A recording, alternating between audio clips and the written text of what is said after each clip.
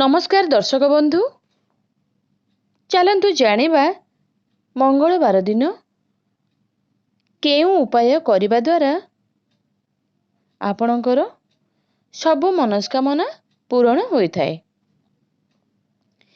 तेबे दर्शक बंधु, मंगलवार दिन हनुमान जी को पूजा करिबा पई श्रेष्ठ दिन होइथाय। एही दिन पूजा करिबा सह जदि किछि ज्योतिष उपाय करा जाए तेबे मुक्ति मिली थाए।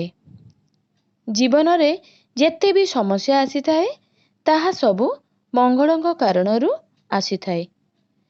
मंगलवार दिन हनुमान जी को समर्पित अटे। आज आमे जानिबा मंगलवार दिन केउ उपाय करिबा द्वारा भाग्य चमकी उठिबो और सबु समस्या दूर हेबो। मंगलवार दिन जेउ व्यक्ति अधिक लूण खाई थाए घोर संकट आसी थाए और करज बढ़ी थाए। एही दिन माछ मांस अंडा खाइबा निषेध अटे। एही दिन करज देबा ठारू दूरेई देबा उचित।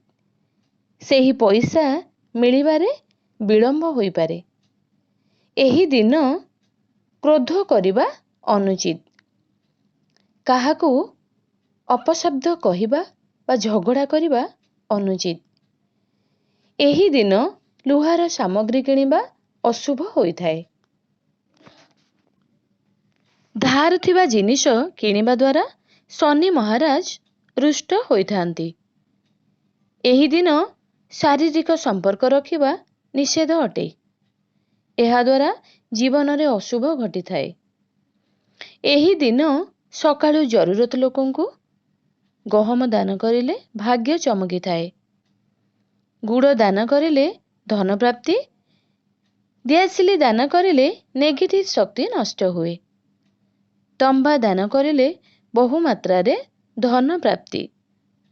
सुनार दान करिले हनुमान जी को कृपा मिली थाए। एही दिन गाई दान करिले कोटि पुण्य। मसूर डाली दान करिले विवाह को नेई जे कौनसी समस्या थिबो ताहा दूर हुए। नाली रंगर फूल एही दिन हनुमान जी को अर्पण करिले सब प्रकारर भौतिक सुख मिली थाए। मिष्टान्न भूमि दान पूजकंकु करिले मंगल दोषरु मुक्ति मिली थाए। प्रत्येक मंगलवार रे हनुमान जी को घियर दीप निश्चय जलाइबा उचित। प्रति थर 4 थर एही उपाय करिले घर झगड़ा दूर हुए।